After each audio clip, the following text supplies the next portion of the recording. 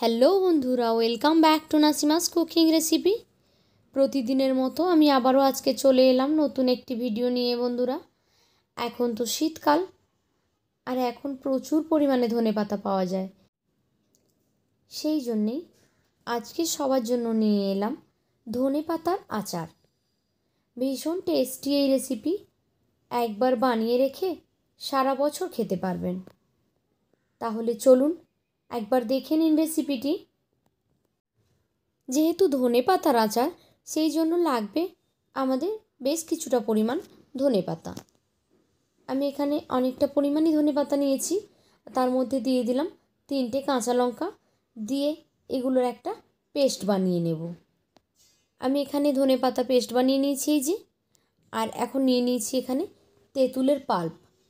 তেঁতুলের গ্রেভি বের করে নিয়েছি দানাগুলো বাদ দিয়ে।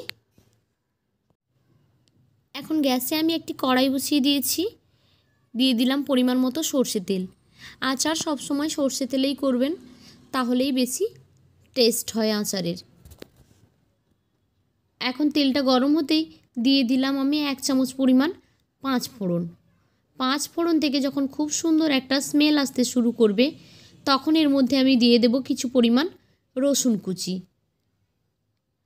রসুনটা একটু ভাজা ভাজা হয়ে এলে তারপর এর মধ্যে দিয়ে দেব 2টো শুকনো লঙ্কা। শুকনো লঙ্কা দিয়ে আবারও কিছুক্ষণ নাড়িয়ে চাড়িয়ে নেওয়ার পরে এর মধ্যে আমি দিয়ে দিচ্ছি তেঁতুলের পাল্পটা। যে তেঁতুলের রসটা বের করে রেখেছিলাম, সেটাই এখন এর মধ্যে অ্যাড করে দিলাম। এখন তেলের উপরে এটাকে কিছুক্ষণ কষিয়ে নেব। 2 মিনিট মতো নাড়িয়ে চাড়িয়ে নিয়ে তার মধ্যে এখন দিয়ে দেব আগের থেকে তৈরি করে রাখা ধনেপাতার পেস্টটাকে। এখন ধনেপাতা, তেঁতুল আর এই সমস্ত মশলা একসঙ্গে খুব ভালোভাবে 5 মিনিট মতো আমি এখানে নাড়াচাড়া করে নেব। ধনেপাতাটা আমি কাঁচা পেস্ট করেছিলাম, সেই জন্য সময়টা একটু বেশি লাগছে। আর যদি আপনারা ধনেপাতাটাকে একটু ভাপিয়ে নেন, তাহলে কিন্তু আচারটা বানাতে আরও কম সময় লাগবে। তবে কাঁচা বানালে তার কিন্তু ফ্লেভারটা একটু বেশিই ভালো হয়। কিছুক্ষণ নাড়াচাড়া করার পরে আমি দিয়ে দিচ্ছি স্বাদ অনুযায়ী লবণ।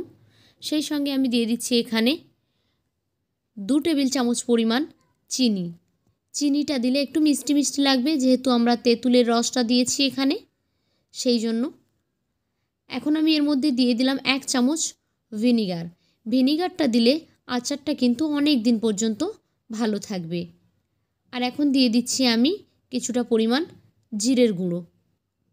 এখন সব মশলাকে একসঙ্গে মিক্স করে 5 মিনিট আমি এটাকে একটু রান্না করে নেব।